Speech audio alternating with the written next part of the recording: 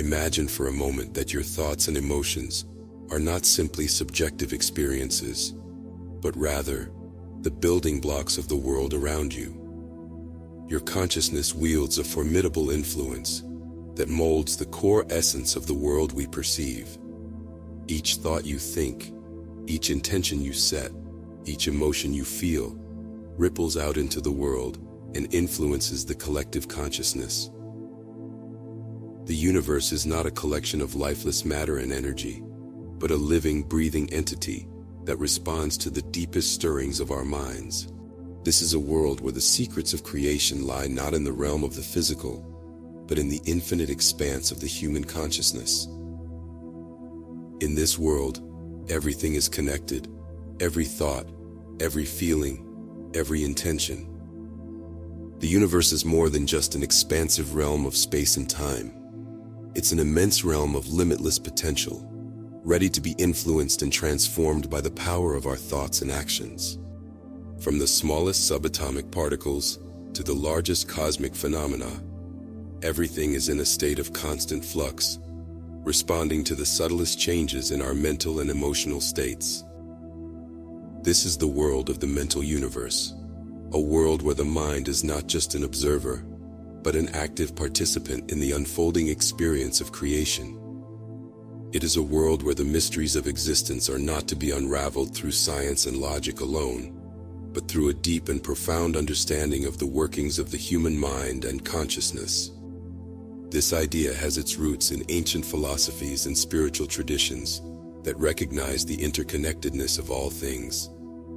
The ancient Hermetists and initiates have known this truth for centuries and have formulated a system of knowledge and wisdom to explore its depths. They understood that the universe is not a collection of separate, discrete entities, but rather a holistic system where every part is intimately connected to the whole. Hermetic philosophy teaches that the universe is mental in nature.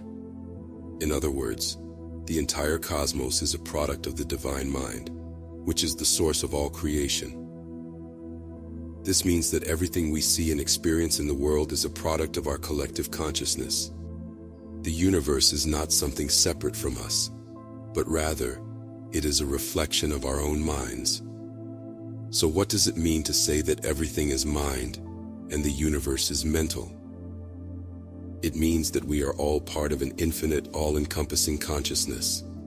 When we speak of the mind, we are not referring to the rational, analytical part of our brains, but to the vast plane of consciousness, a higher level of awareness that transcends individual thought and extends to the entirety of existence. This consciousness represents the whole, an all-encompassing creative force that some may refer to as God, the universe, or the creative consciousness. Every thought, every emotion, every sensation, every experience is ultimately a manifestation of this universal mind. And when we say that the universe is mental, we are acknowledging that the cosmos itself is a product of this consciousness.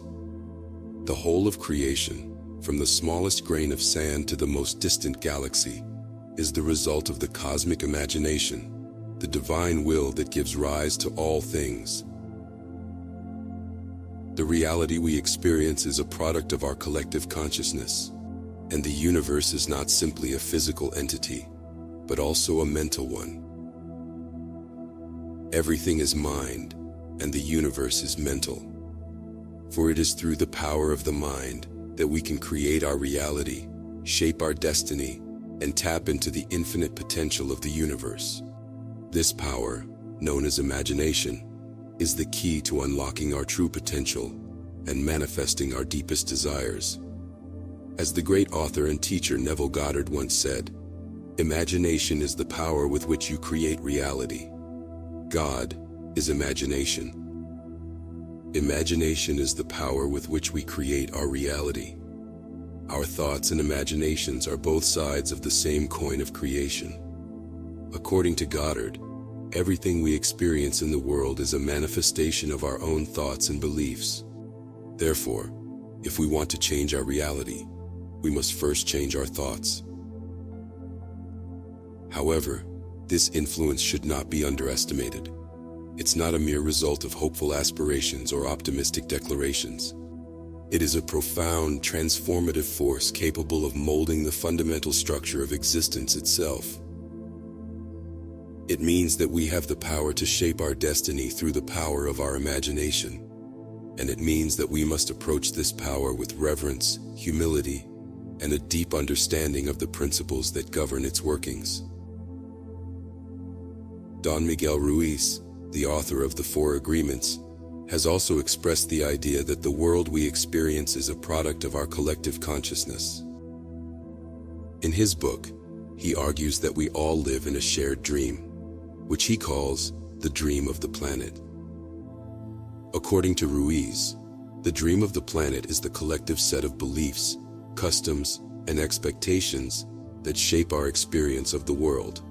These beliefs and expectations are passed down from generation to generation and are reinforced by the culture and society in which we live.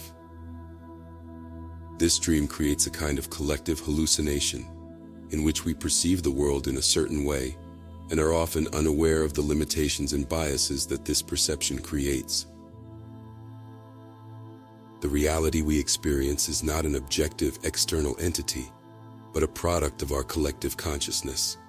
The universe is not simply a physical entity, but also a mental one, shaped and created by our thoughts and perceptions. The impact of thoughts resides in the energy we invest in them. They attain significance only through our active attention. As we immerse ourselves in specific thoughts, the emotions they evoke become tangible. This emotional shift consequently ushers us into a distinct emotional realm, shaping our subsequent actions. For instance, consistently indulging the notion of personal failure and dedicating undue attention to it leads to a cascade of negative feelings of dejection, insignificance, and despair. This repetitive engagement might even escalate to a state of depression. The physiological response to such a mental state is noticeable. A slouched posture, drooping shoulders, and an evident lack of self-assurance. In contrast, when we direct our focus towards empowering thoughts, they serve to bolster our self-assurance. This instigation of confidence then gives rise to a positive emotional demeanor, which is mirrored in our physical bearing. Standing tall, exuding positivity, and radiating energy become evident manifestations of this elevated emotional state. Converting frustration into delight, impatience into patience, animosity into affection, conflict into serenity, sorrow into joy, and similar transformations. These are the desirable attributes we aspire to embody. However, despite our yearning for positivity, we often find ourselves permitting annoyances to disturb us and wrestling futilely with situations that lie beyond our control. Remarkably, around 90% of our negative thoughts remain unrealized, yet this reality does not deter us from entertaining pessimism. When caught in such spirals of negativity, we must conscientiously observe and recognize their implausibility or falsehood. Employing the principle of polarity, we can concentrate on the opposing pole to the negative thought we wish to quell. Just as stated in the Kybalion, to destroy an undesirable rate of mental vibration, put into operation the principle of polarity and concentrate upon the opposite pole to that which you desire to suppress. Kill out the undesirable by changing its polarity. Through such mental transmutation, we possess the capacity to invert or expel these negative thoughts. Alternatively, we can supplant them by directing our attention to different thoughts or external activities, such as immersing ourselves in nature or engaging in fulfilling tasks. The philosophy of Hermeticism delves into various facets of mental transmutation. This concept embodies the idea of reshaping our thoughts to purify, elevate, and ultimately improve both our mental state and our life trajectory. Referred to as mental transmutation or sometimes mental alchemy, this practice utilizes our cognitive potential to transform ourselves and our circumstances, modifying their form appearance, or nature, frequently guiding them towards a higher state.